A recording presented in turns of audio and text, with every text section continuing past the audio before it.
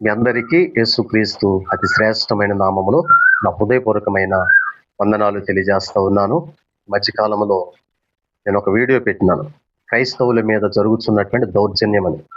చాలా మంది అక్కడ మీకేం దౌర్జన్యం కనిపిస్తుంది అని మాట్లాడారు కదా. ఒక్కసారి ఈ వీడియో చూడండి. అది దౌర్జన్యం కాదంటారా? దేవుని పిల్లలు దేవుని మందిరములు ఆరాధన చేస్తూ ఉంటే వాళ్ళు వచ్చి ఎంత దౌర్జన్యం చేస్తున్నారో చూడండి. వాళ్ళ మీద చేసుకుంటా ఉన్నారు దేవుని పిల్లల మీద. కనుక ఇది దౌర్జన్యమో కాదో ఒకసారి చూసి కామెంట్ రూపంలో మీ అభిప్రాయం తెలియచేయండి. దేవుడు మిమ్మల్ని దీవించును గాక. ఆమేన్.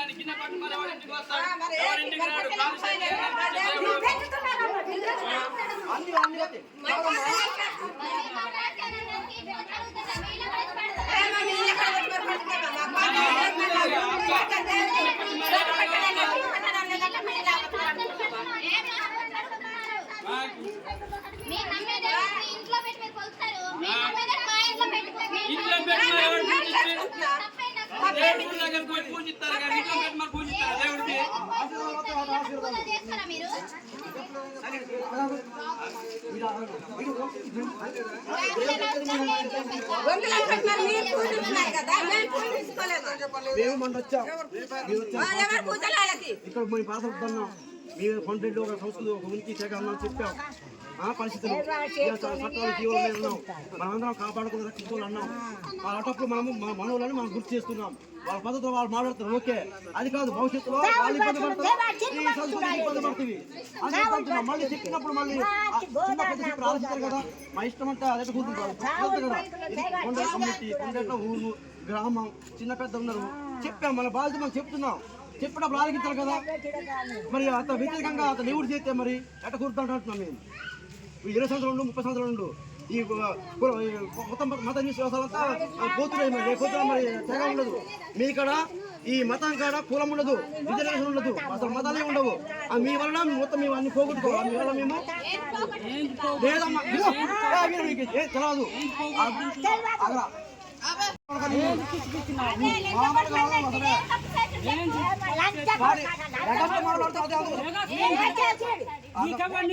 పెద్ద మాట చెప్పు.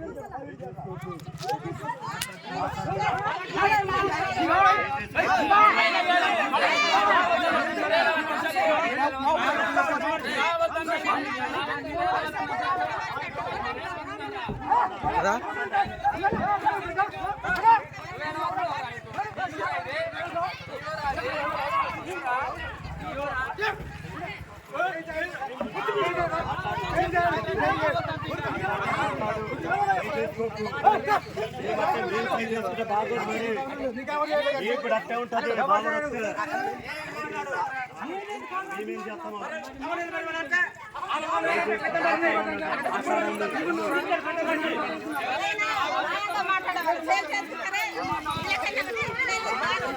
మాట్లాడవాలి